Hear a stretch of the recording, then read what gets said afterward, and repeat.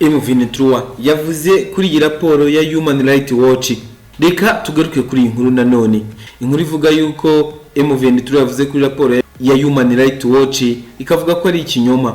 U Rwanda rukavuga ko RDF ntaho ihuriye n'ububwicanyi. Leta ya Amerika nayo yatumijeho igitaraganya akanama Karoni kugira ngo gasobanure byimbitse iby'ububwicanyi bivugwa ko bwakozwe na M23 muri Repubulika Iharanira Demokarasi ya Kongo.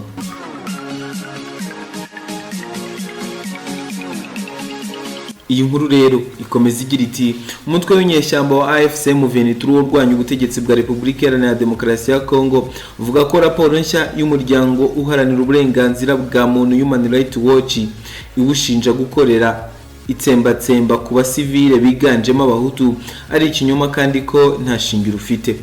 Amerika ivuga ko yasabye ko haterana inama yihutirwa y'akanama k'umutekano ka ONU kuri RDC yo kwiga ku bikorwa by'urugomo biteye ubwoba bikorerwa abasivile birimo n'ibikorwa na M23.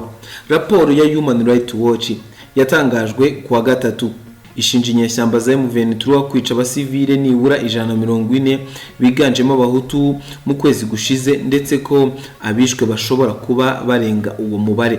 Raporo ya Human Rights Watch yatangajwe kuwa gatandatu ishinja inyeshyamba za M23 kwica abasivile nibura 140 biganjemo abahutu mu kwezi gushize ndetse ko abishwe bashobora kuba barenga uwo mubare. Human Rights Watch ivuga ko ubwo bwicanyi bwo mu kivunge ishinja M23 bwabereye mu byaro nibura 14 hafi ya parike y'igihugu ya Virunga mu burasirazuba bwa RDC.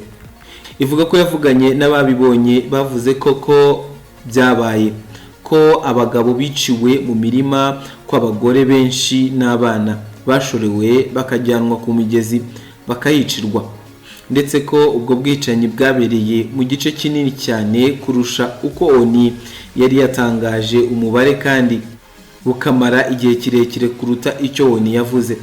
Ariko M23 ivuga ko isanzwe yarahakanye ibi birego bidafite ishingiro mu nyandiko yayo yo ku itariki ya 7 y'uku kwezi kwa Kanama.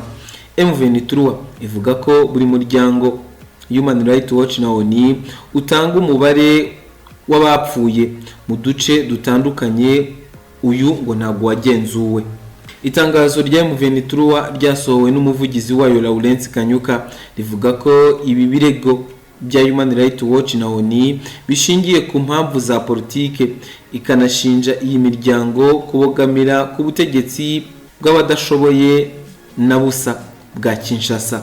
Ati ubwo bwicanyi bwo mu kivunge buvugwa ko bwabaye mu bahinzi bari mu mirima yabo mu gihe cy'ihinga bugaragara nk'ubwari muri gahunda y'igitero cya M23 ku mutwe witwaje intwaro wa FDLR ugizwe nabo mu bwoko bumwe bw'abahutu nk'ubwabo bishwe.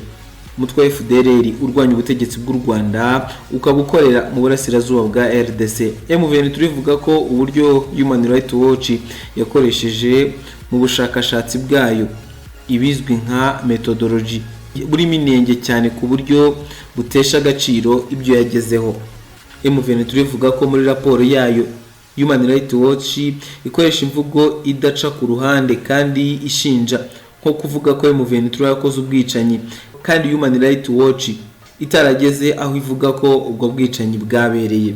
Ariko Human Rights Watch ivuga ko yavuganye kuri telefone n'ababonye ubwo bwicanyi n'abarokotse ndetse ikoresha n'amashusho y'icyogajuru. M23 ivuga ko ibyo bidashobora gusimbura kuyigerera kwa Human Rights Watch kandi ko abo yavuganye nabo ari abahezanguni bazwi cyane bakorera ubutegetsi bwa Kinshasa. M23 ivuga ko muri raporo ya Human Rights Watch yirinze ku bushake kuvuga indi mitwe yitwaje intwari ikorera mu gice cya pariki ya Virunga, ivuga ko ikorana na leta ya Kinshasa irimo FDLR, Nyatura, Pariko ndetse na Wazalendo. Kanyuka avuga ko Human Rights Watch yirinze gusuzuma kuko bishoboka ko iyo mitwe yaba ariyo yagize uruhare muri iryo tsemba rivugwa.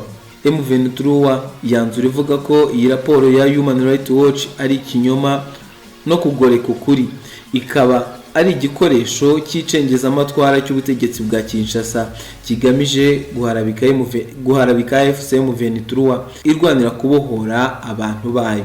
Umutwe wa M23 ugenzura ibice byinshi byo mu burasirazuba bwa RDC birimo umutwe wa M23 ugenzura ibice byinshi byo mu burasirazuba bwa RDC birimo n'umujyi wa Goma na Bukavu.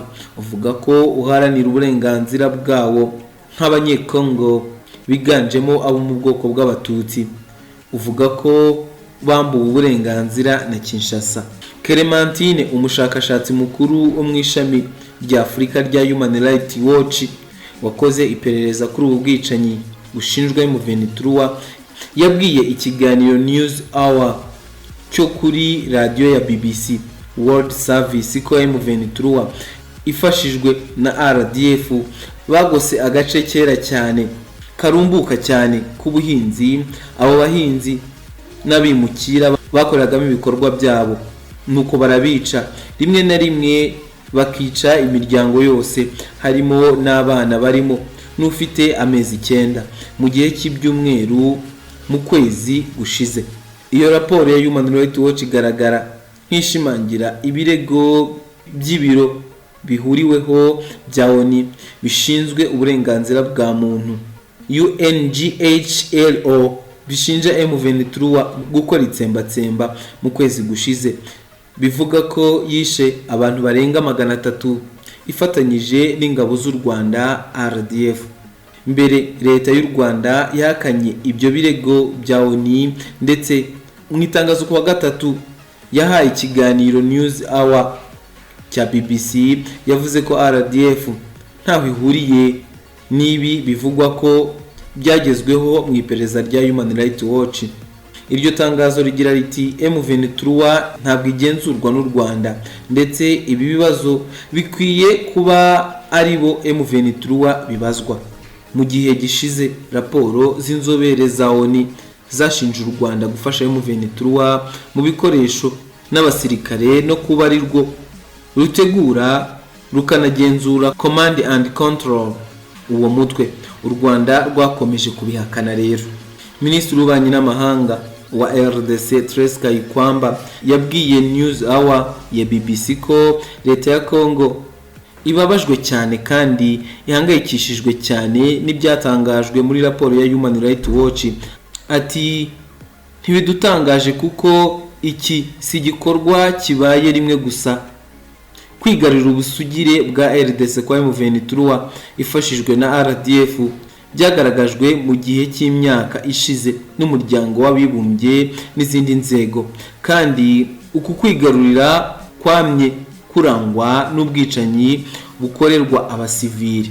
Ntekereza ko ikintu cy'ingenzi hano muri iyi raporo ari ingingo y'ubwoko y'ubu bwicanyi bwibasiye abasivile b'abahutu mu buryo butarobanura, kwibanda gusa ku bwoko bwabo. Raporo ya Human Rights Watch itangajwe mu gihe hari gahunda z'ibiganiro bigamije kugera ku mahoro bigirwamo uruhare na Amerika ndetse na Qatar. M23 ishinja ubutegetsi bwa RDC kurenga ku gahenge kemeranyijweho mu kwezi gushize nka rimwe mu mahame aganisha ku kurangiza iyi ntambara yongeye kwaduka mu kuva mu mpera z'uyu mwaka wa 2021. M23 ivuga ko izasubira mu biganiro ari uko amahame yose yubahirijwe. Minisitiri Kayikwamba yakanye ibivugwa na M23 ko ingabo za Congo arizo zarenze ku gahenge. Ati si twe twabanje kurenga ku gahenge kuko dufite ubushake bwose bwo gutuma abaturage bacu batekana. Yasezeranyije ko uruhande rwa leta ruzasubira mu biganiro Doha muri Qatar. Abajijwe ku birego bya ONU binavuga ko impande zombi zirimo n'ingabo za RDC zikora urugomo n'ihohotera rishingiye ku gitsina, Kayikwamba yabwiye BBC ko iyo bibayeho ko hari ibirego basanze ari ukuri, leta yashyizeho uburyo bwo gutuma nta muco wo kudahana ubaho.